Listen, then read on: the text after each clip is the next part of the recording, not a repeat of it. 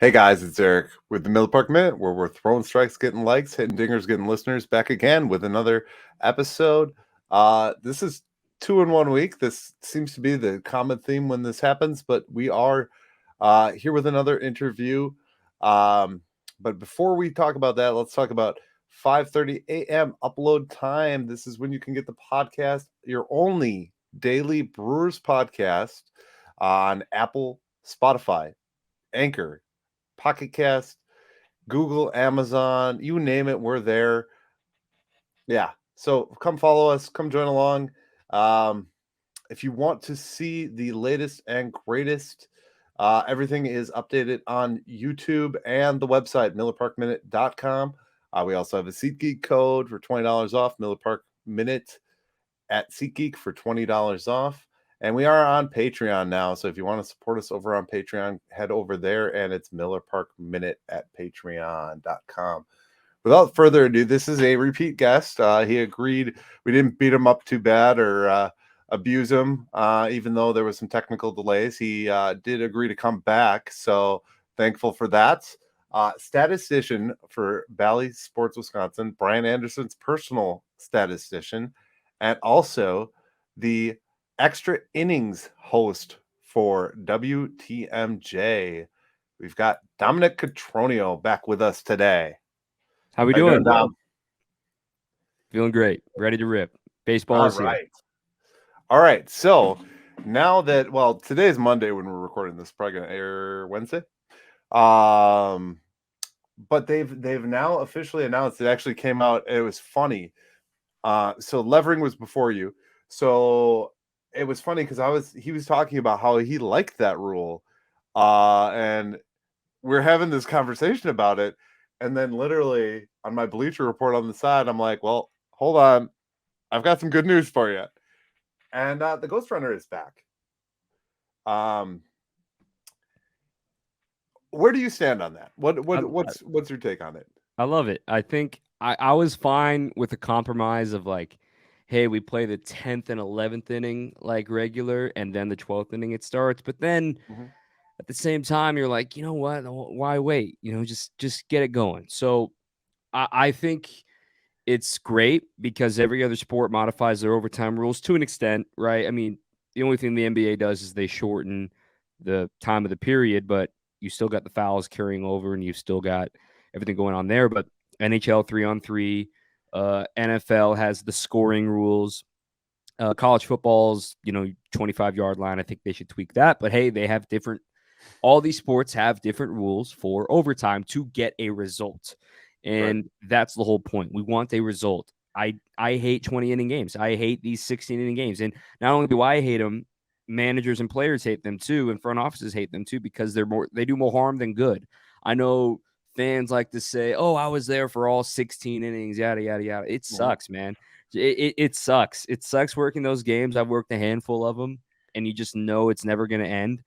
And even in the days, like it's one of those things that when it first came, I was in the minor leagues when we first started testing it out. We were one of the first leagues to do it.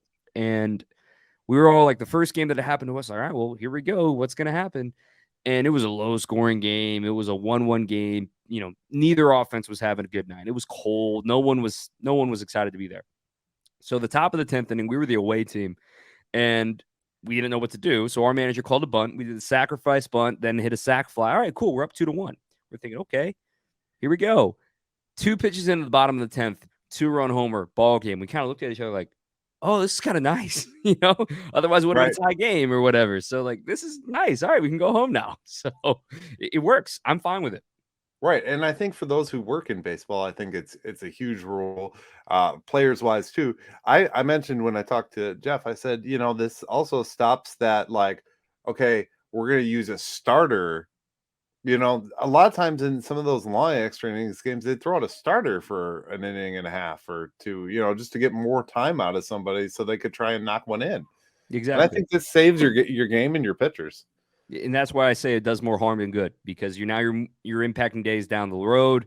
Maybe, let's say, for instance, the Brewers are stuck in a 17-inning game with the Reds. And then, the next day they're starting a key 3-game series against the Cubs or the Cardinals, right? So now I know it's a rub of the green, if you will, and everybody has, ebbs and flows and injuries of a season, but it's like, wait a minute, like we could have ended this game a lot sooner, have a fresher bullpen.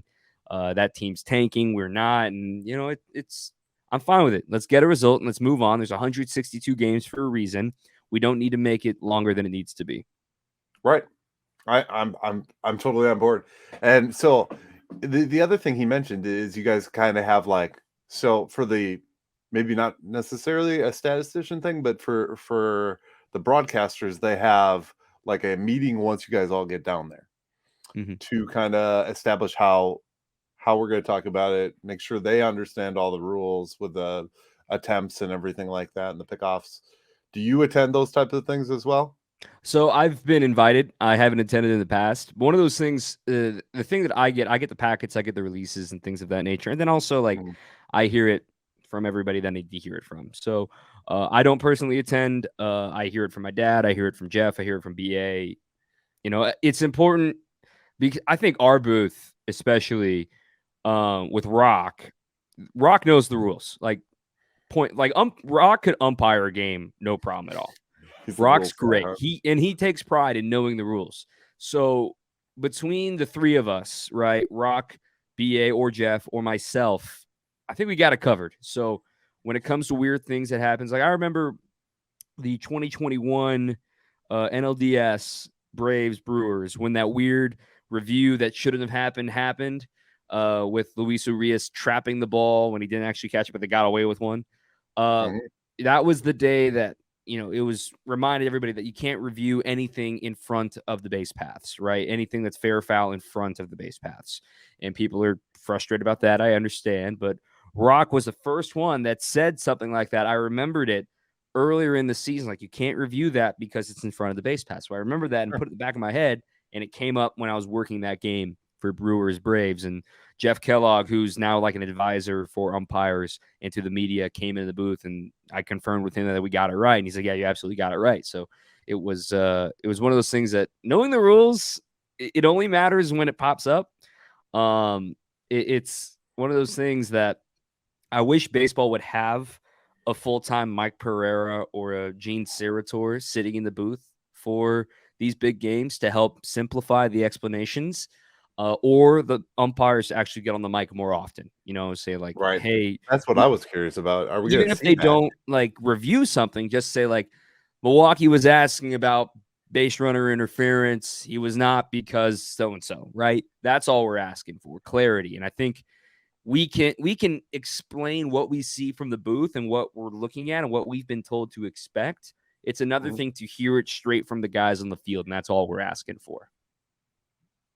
Fair enough. And that's what I was curious about too, is there any ways, like, do you have to score it any different, or do you, like, I know you don't necessarily score the game, but like when you I do. look at, you do as well? Oh, I'm sure you probably have to keep along so you know what's going on as well.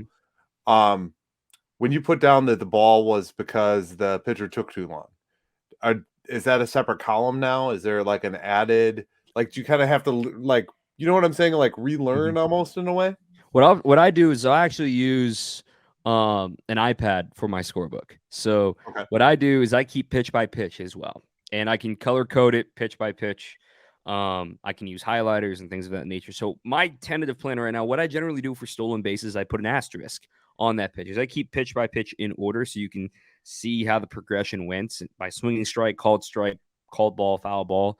So I can put an asterisk and a highlighted dot based on the stolen base. So I can do the same for a color-coded highlighted dot saying, hey, this was a called strike on pitch clock, or this was a called ball on pitch clock, and I could write a note on the side of the page.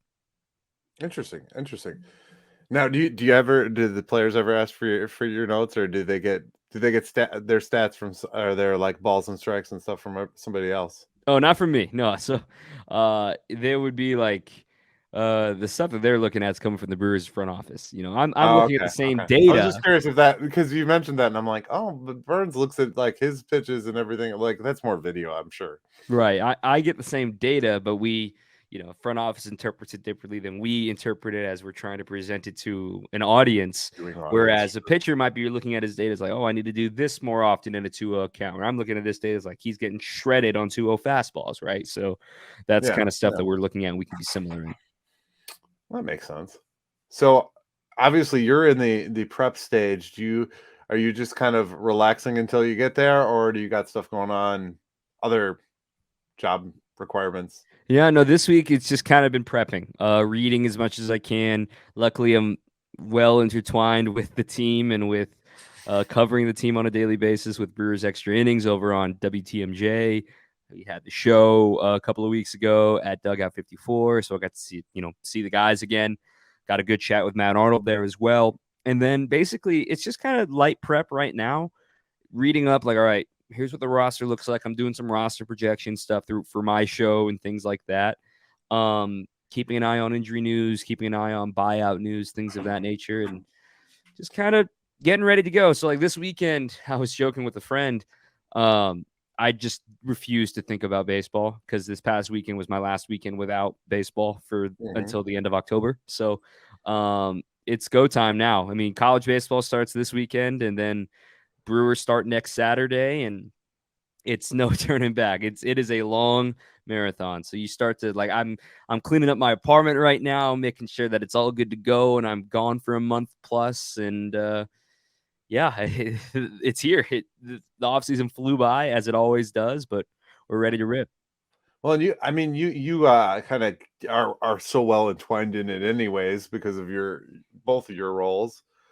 Did you decide to keep the Aaron Hills thing going, or are you gonna give that up for this season? I think we're gonna do it lightly. Basically, I can find some days. I just love doing it so much, and I've got a lot of friends that are coming to Aaron Hills for the first time this year, and I'd love to be their Sherpa, to be the guy guiding them around, and some other fun events I want to be a part of there as well. Like last year, I was a part of the Mid-Am, the USGA event. It's a national championship, if you will, for amateurs over the age of 25, and I got to caddy for a guy that made it into the round of 16. So we had a great time, and we had a hell of a run. He's gone pro now too. So shout out to James. And it's just cool things and like events. Like I've caddied for guys in the Golfers Journal, which is kind of like a niche, elevated golf publication that they do tremendous work. I've got some friends with a blog and podcast, No Laying Up, that are coming to town. So that's kind of stuff that I like to stick around for. So and then like it's spending money. It's good to have some cash in the pocket, and extra cash. It's good exercise as well. And I get it. So it's a good time. Maybe bring Brian Anderson out there with you. Brian's out there a lot. Do you ever caddy for him? Oh yeah, I'm his guy. So it's you caddy for him and you do stats for him. Yep, it's kind of funny. That's how I first originally came up here. I think I told the story the last time I was on, but basically I was ready to caddy at Pinehurst in North Carolina in 2021.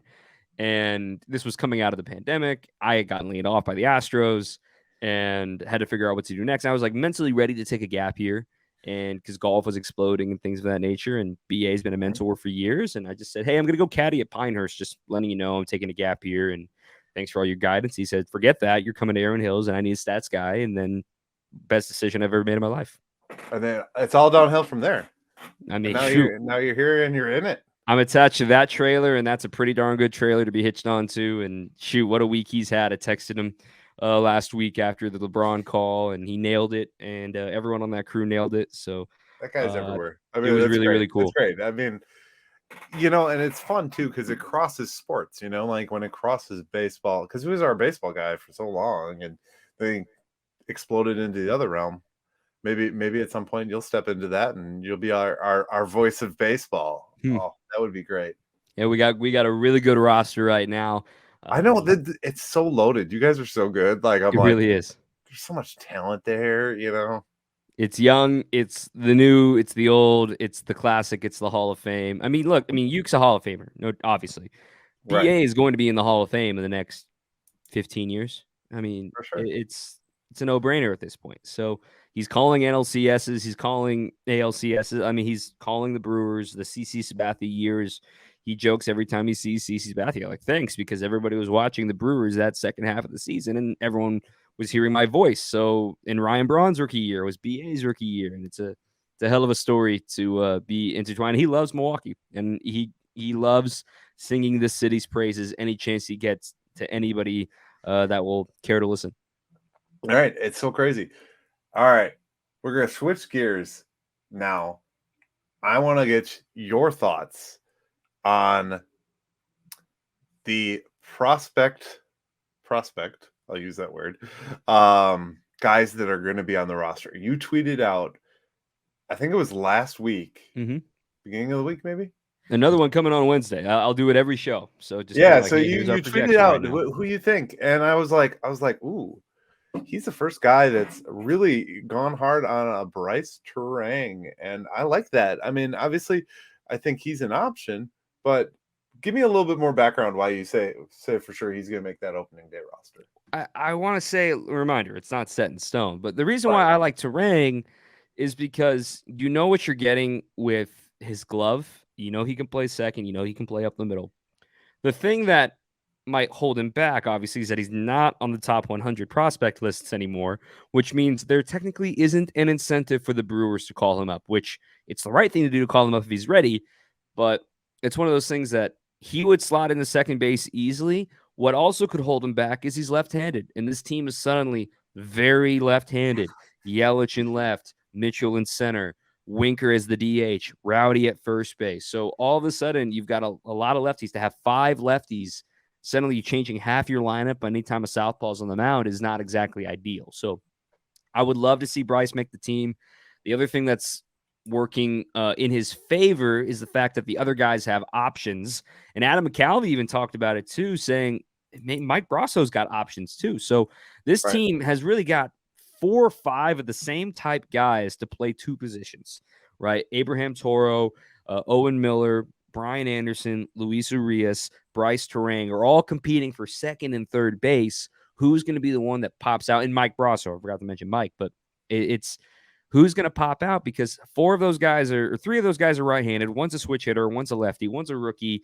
One has never hit in the big leagues, and that's Toro. One is, a cheap buy with 2 option years remaining in Owen Miller. And another has already been on the team for a couple of years, a Super 2 in Luis Urias, and another is a 1-year expiring deal. So there's a lot of give and take. It might come down to performances for what happens in spring training for those guys. All right. What do you anticipate for that? I mean, do you think there's any infielders that you just mentioned that are going to be either a left short or maybe not on the club? I think Anderson's on the club. I think Urias is on the club, obviously. So that really leaves, you look at a 4-man bench, right? Well, one's going to be your backup catcher. One's going to be your utility infielder. So that would be, let's just say it's, for this case, let's use Anderson. Let's say that Anderson is playing third base and right field on a daily basis. You've also got to have an extra outfielder, which could be Anderson or could be Tyrone Taylor. And then you're looking at it, cool, I've only got 1 spot left for Toro, Miller, Brasso, and Turang. So it's the question of what do you want to do and what do you want your team to look like, and where do you see versatility? Where do you see value maybe against lefties? Because Brasso torched lefties the last few years. Do you trust Toro being a switch hitter? Do you bring the hometown kid Miller, who could play a little bit of first in case of emergency? And the one name I haven't mentioned in all this too, Keston Hiura. Keston Hiura is out of options. So if Keston doesn't perform, it's the end of the road. Like I feel bad because I love the dude. He's a great guy. Right. It's just it's amazing how fast it happens. It shows how hard this game really is. Maybe he can figure it out and have a spring training like he did last year. But then we saw just because you have a good spring training doesn't mean it's going to translate to performance in the regular year. Right. It's kind of, and I feel very much we're in that spot with him and Tyrone Taylor where, those 2 kind of got to perform right now or they might not have a roster spot for him. Tyrone doesn't have any options remaining either. And quite frankly, there's more outfielders coming, not just Mitchell and Frelick. I mean, you've got Weimer, and the number 1 prospect soon to be in baseball is Jackson Chourio. So it's put up or shut up. I use the analogy of in basketball, we say it's a make or miss league. Like it's a hit or out league in baseball. Yeah. Yes, I know you fail more often than you do, but it only goes to a certain level of friendliness to say like, all right, well, giving you every opportunity to grab hold of this position, and you haven't done it. And we got more kids coming, and they're cheaper than you. So Right. it's the business and the reality of this world. It's really tough sometimes, and like I said, it's going to come down to who performs. And we've got a month and a half to it. And the WBC is going to throw a curveball in because I don't know if Mexico is going to move on from their group. They probably will because they're in a pretty soft group with Team USA, Colombia, and Great Britain. And I think China's in – no, not China's in the group. Somebody else is in the group. But point is, 2 out of the 5 of every group move on. And it's probably going to be USA and Mexico. So then they'll get it bounced in the next round against one of the great teams. But – all right, then Urias is going to come to camp late. Then Tellez got first base, but then you've got Frelick is playing for Team Italy for the first round. And then they'll get bounced in the first round. So you're not going to have as long of a look at these guys as you may expect. Right. As much as this is the longest one we've had in a while, it's still going to be there's a short window for these guys to prove themselves. And, guys who are playing in the WBC, is that going to affect their opportunity? I'm sure I'm sure the club's going to watch them in the WBC and be in contact and monitor with whatever staff that the teams have. I would assume that there's some kind of back channel that way. Absolutely. And I think that teams know what they have, right? They're not going to overreact to 2 or 3 games of the World Baseball Classic, and they want to see them on their data and things of that nature. But when it comes to Frelick, I think that the thing that is going for him is the opposite of Terang. Frelick is a top 100 prospect. Frelick, if he is on the opening day roster, the Brewers have a chance, if he finishes top 3 in Rookie of the Year voting, for the Brewers to get a compensation draft pick next year. That's massive for a mid-market team like the Brewers. So we saw it last year with the Mariners. And even if, let's say he's held down for the first month of the season, right, to try to manipulate his service time, then he comes up, he tears it up. Same thing. If he finishes top 2 in NL Rookie of the Year, he gets granted a full year of service time. So it backfires on the Brewers saying, oh, they held him down, but he performed, so you should have had him up. Now he gets a full year and you don't get to use that manipulation. So there is incentive to just have Sal on the roster, which comes to the expense of probably Tyrone Taylor. Right. But again, another lefty. So another lefty, and then you would have an all left-handed outfield, including Winker if he, in a case of emergency, has to come in as a DH. So the only right-handed outfielder you would have would be Brian Anderson. Wow, that's crazy to think. Like, I remember when we didn't have a lefty. There were so many years when we didn't have a lefty in the lineup, or like one, you know what I mean? Like, and one more caveat to Sal that's different than Terang. The thing that Terang has going for him that Sal doesn't, Terang's already on the 40-man roster. Sal is not.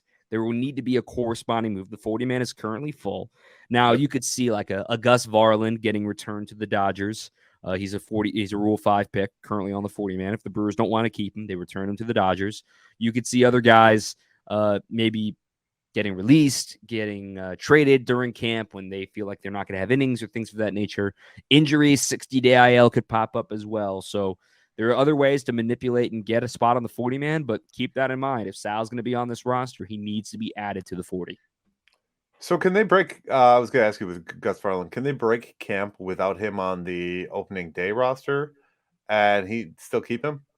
The only way they could do that is they would have to work out a trade with the Dodgers to basically eliminate his Rule 5 status. Basically say, hey, Dodgers, we like this guy, but we know he's not going to make our team. Can we give you cash or a low level prospect in order to keep him in our minor league system so that way he doesn't have to follow the Rule 5 draft where if he doesn't – but if the Brewers think that he's not going to break camp with them, he's going to get returned very quickly. Right. Then there's no use in saving him at that point because you've already determined he's not worth it. I remind people, too, he still had a 1.5 whip in Double-A. Yes, he struck out a batter per inning, but he still walked a batter every other inning. So it's not like this can't-miss prospect. He's got a good arm, but Rule 5 picks don't work out more often than they do. So let's not automatically anoint him a spot until we see what he can do in the Brewers' thumbprint. Well, and I think if you go back, I don't know if this is during your time frame or not, Wei Chang Wong. Oh, yeah. Wei Chang Wong, yeah. Yep. Now, we held on to him for a very long time. Yeah. And he charismatic guy. Shout out to Twitter. Yes. I think he just went back to Korea. I think I just saw he was playing overseas in Korea. He's in the WBC. Yeah, for playing for Chinese Taipei, right? Yeah. But I think he's playing professionally in the KBO now. You have obviously no Aaron Ashby. Mm-hmm. Oh no, you do have Aaron Ashby. Mm-hmm. Well, that was before the injury news came out. Yeah, that was February 8th, I guess. So that was prior to it. Mm-hmm. So in place of Aaron Ashby, who would you put there? It's a great question. I think you look at what this team needs. They need lefties. The only lefty in the bullpen without Ashby would be Hobie Milner. Am I saying Alex Claudio is going to suddenly kick back into 2016 form? No, but he's a non-roster invitee that's looking a lot better right now.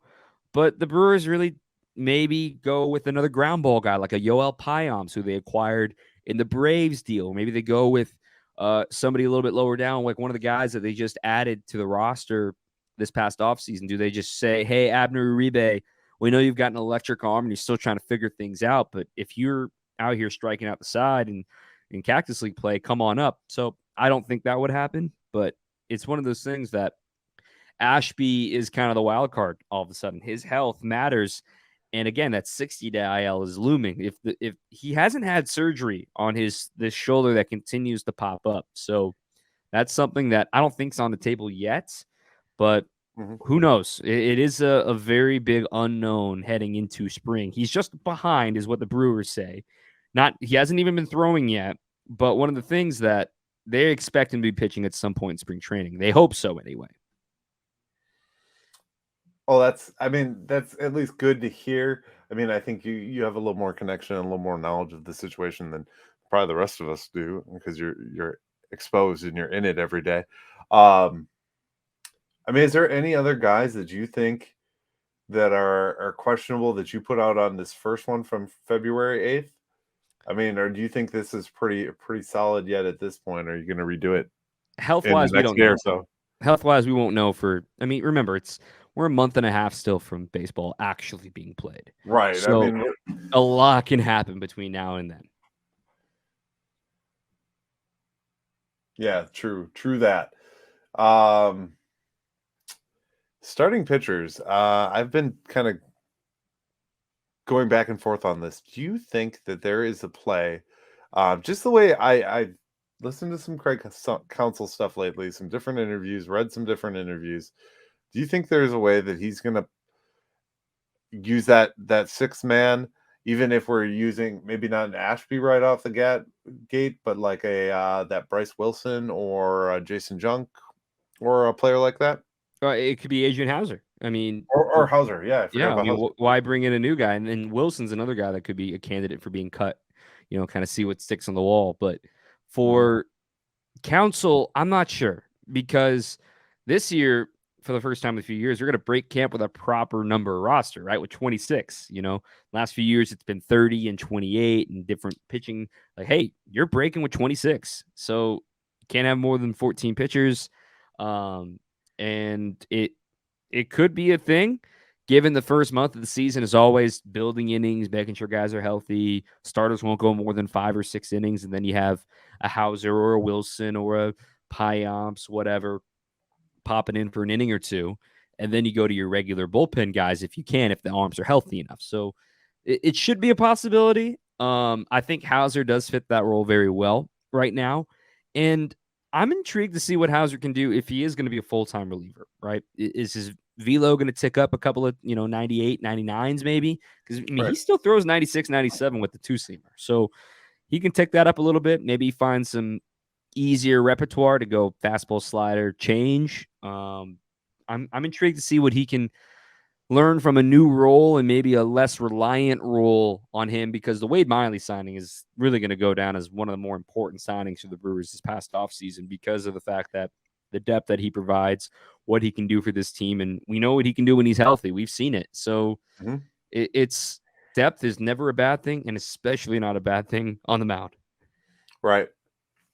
If we standing today, if we go into the season with this level of talent going forward, and cutting down to what we're going to cut down. I mean, we're going to lose some. That's just the nature of the beast.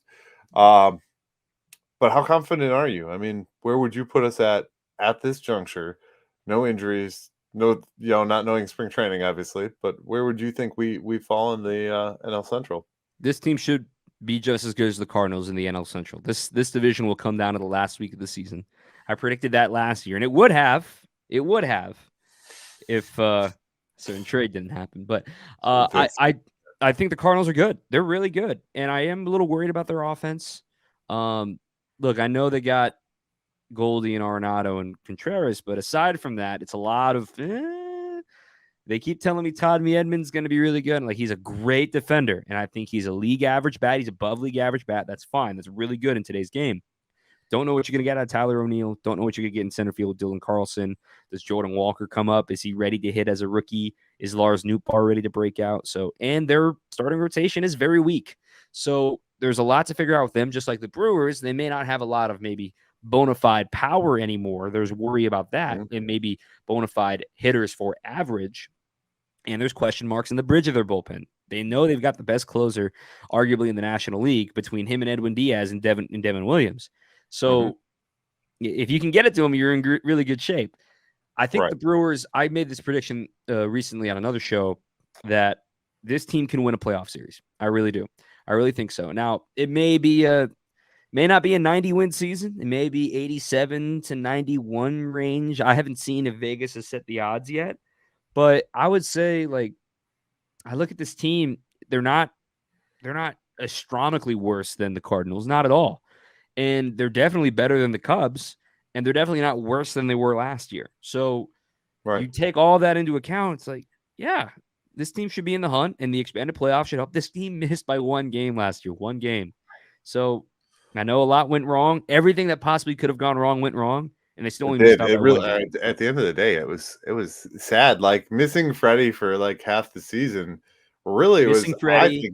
You missed starts from Lauer. You missed starts from Woodruff. You had Hader have his blip in July. Like, think about that game. Think about that Giants game, right? When he gives up the grand slam to Yastrzemski. One game, just a single game like that, right? That's how it's so maddening, this beautiful sport. 162 games, and it's just one bleeping game. Right. It's amazing because you think, like, oh, well, football's 17, going to be probably 18 games, but you know what I mean? Like, you think these other sports are a lot shorter than us, and you don't think all 162 matter, but they do in their own right. When push comes to shove, they do.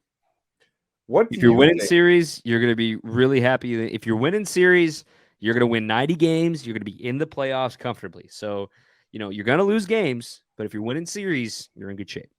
Right. What do you think are like 5 things, if you could make 5 bold predictions at this moment right now, not seeing a spring training game, not seeing anything, just looking at the guys on paper, looking at what we've seen the other teams do. I mean, there were some improvements to the Chicago Cubs, but they didn't get drastically better. You know what I mean? Like, the Cardinals made some improvements. They replaced an old catcher with another veteran catcher that wasn't quite as old. You know what I mean? Like, so. I would say, 5. I would say, well, first off the bat, I'm going to say that Willy Adames is going to finish top 15 in NL MVP voting. I think he's going to bounce back this season. Number 2, I would say that Corbin Burnes is going to have a repeat in contention for Cy Young season. That's not bold, I know, but I'm just saying, I mean, what he's done, there's no reason to believe it's not going to stop. No. Number 3, this is a bold prediction I told a friend the other day, and the more I think about it, the more I'm all for it. I think Christian Yelich is going to have a great year. And I'm not saying 2018, 2019 Christian Yelich. I'm saying Miami Marlins Christian Yelich. I'm saying if he hits 270, so that's 30 points above league average, with a 375, 380 on base, 50 points above league average, with 30 doubles and 20, 25 stolen bases as a leadoff hitter, that's a really darn good season. And I know folks are looking for 35, 40 homers. It's just not happening. It's just not going to happen. And I think this is the first time in 3 years, really, that we're going into spring training with Yelich, knowing his role, knowing what he's expected to do. He's not relied on for power anymore, right? He's going to be the leadoff guy. The power is behind him. Adames, Tellez, Winker, Contreras. They don't need Yelich to hit for power. They need Yelich to get on base like he did in Miami when he was hitting ahead of Ozuna and Stanton. So I feel like with him as your leadoff hitter and more speed behind him, if at some point Sal Frelick comes up in the year, somebody like Terang or Weimer even comes up, this team's going to be a very different look. And I think Yelich could be a very, very big part of that. So that's probably my most bold take. I'm predicting a good year from Christian Yelich. Then my other bold takes, I would say that my boldest white hot take is that Jackson Chourio will be in the big leagues at the end of the year. Based on what I've heard from everybody, I didn't believe it at first, but from what everyone's told me, I think Jackson Chourio could be in the big leagues at the end of the year. I'm not saying he's going to play a ton, but he could be up at the end of the year anyway. If the Brewers have a need or someone's injured, things of that nature. He's going to go to Double-A, most likely, to start the season. And if he keeps hitting 300 there as a 19-year-old, what are you waiting for? You know? Right. So that's one of the things that. And then my last bold prediction, I guess my last bold prediction is that the Brewers win a playoff series. I'm all on board with all of those. And especially I was just looking at I don't know if you read these magazines. I have the Lynn's predictions here and there. You know, it doesn't matter where you look. They're all saying right around 250 for a Christian Yelich batting average, which I like 270 better than I like 250. Well, 250 is still about probably right about league average, a little above league average. Like league average last year, I think was 239, 242, something like that. So maybe the shift impacts that a little bit. The stolen base rule could impact that a little bit as well for him, getting to steal more bags a little more easily. So he's going to be he's still been hitting the ball hard. That's the thing. Like you can't fake exit velo. And I know you hit ground balls harder than you hit fly balls, but man, like he's healthy. And I'm really excited to see if he's going up there. Hey, I just need to hit a double. I didn't need to hit the wall kind of thing. I don't need to lift the ball anymore. It could really work out. Right. I'm totally with you. Off that topic, but Rowdy Tellez, how many stolen bases do you think he's got this year? I think he's got one more in him. I think the thing is, he's not going to surprise anybody anymore. Now that he's on notice, he attempted 2 steals and got 1 last year. So it's probably going to be a while. Probably won't even try one until like August. But yeah, I think he's got one in him. Hey, he's getting a little bit of fame. He got a bobblehead this year. Yeah, he's got a bobblehead. Devin's got a bobblehead. I didn't see who the third bobblehead was, but good promo giveaway it looked like. Oh, Contreras is going to be the other one. Mm-hmm. So yeah, they've got some good stuff. I like what they do. It's funny the amount of cross promotion they do with the Giannis stuff. You tweeted that out earlier today, and I was like, this is gonna be like the hottest thing on opening weekend, and it's truth. I mean, yeah. You put Giannis's name on just about anything, and remember, I mean, he is technically a minority owner in the Brewers now, so he gets to enjoy it. Mark Atanasio spreading the love. I mean, it's kind of the thing down here, right? Aaron Rodgers has stake in the Bucks. Yep. I think Braun's involved in some capacity over there as well, and then obviously Braun is involved here in sports agency as well. So it's kind of a thing happening here in Wisconsin. Right. The stars sticking around. It's the Wisconsin thing. Is Braun still involved in any kind of advisory? I mean, I don't believe so. I knew he was for like a little bit after he retired, right? Mm-hmm. Get a little bit. And he's not playing for Team Israel. He would have played for Team Israel in 2020, but he's not playing for Team Israel this year. Oh, really? Okay. Mm-hmm. I see. That's a tidbit I didn't know. That's funny. So he is retired. He actually is retired. Wow. Not coming back. That's okay. I mean, he can ride off in the sunset. He's done his time with us, you know? He's earned it for sure. Right. Did you see Giannis was in a Super Bowl commercial? Yes, the Google Pixel. Getting dunked on by Jaylen Brown, who will be in town. Well, granted, this will be released after the results of that game Tuesday night. That's going to be a big one. Fiserv's going to be rocking. Right. You get down there a little bit, don't you? I see that. Yeah, I mean, I can walk to it. I'm very lucky. I live heart of downtown, so when I'm working Bucks games, I just walk to work. It's the best commute ever. That's fantastic. I mean, that's fun. It's very a fun lucky. city. It's a very fun city. You know, I was just earlier tonight. I was getting dinner with a friend, and it was just like I was walking. Today, it felt like spring. It was 50 degrees and just a soft little breeze in the air, and like I'm just wearing a hoodie. Like it was the first day in months. I mean, I didn't wear a big jacket over the weekend, but like I haven't worn my big jacket for a couple of days. Like, oh, it's kind of nice. And then Right. I look at Thursday's forecast, like, oh, dang it! Like, so I'm getting out of here at a good time. I'm excited to. Time to go back home to the Valley of the Sun, right? Yeah, very, very. It's 70 degrees. Heck, it rained today, actually, the day after the Super Bowl. So they got really lucky dodging a bullet there. All the festivities were outdoors. So looked like my home city put on a great show for the Phoenix Open and for the Super Bowl. That had to be, I mean, that had to be like kind of like bittersweet for some of the guys, the baseball players and those guys that were already down there, because like putting the Super Bowl right when everybody's kind of getting down there for spring training, and God, the tourism, the price of Ubers must be crazy. Yeah, I there's a reason why I didn't book. Like some reporters are already down there today. There's a reason why I didn't book to be down there during this past weekend. I didn't want to bother. I didn't want to try. I'll fly in next weekend and I'll be all good. So They want to sit on Radio Row and hard pass. Not my thing. Gotcha. You're not a football guy, are you? Or are you a little bit? I'm a casual football fan. I'm a Dallas Cowboys fan, so I'm the scum of the earth. But yeah, I'm a casual football fan. It's not life or death for me. I've only seen my team suck. It's one of those things that, like last night, I didn't have any stake in the game. Like if the Eagles won, like I picked the Eagles won, cool. If the Chiefs won, which they did, cool. My sister's a Chiefs fan, so yeah, I'm more of a basketball, like even basketball and then hockey before I am an NFL fan. I saw that Suns jersey tweet a week ago. I stand by it. Kevin Durant is the Phoenix Sun. He's going to keep his foot behind the line this time. Oh, that's great. No, I mean, that was my first summer here in Milwaukee, and awesome. You know, like I haven't in my lifetime seen the Suns in the finals, right? Kobe or Tim Duncan broke my heart every freaking year. So, yeah, I'm gonna go watch in Deer District in my Phoenix Suns Steve Nash jersey. Right.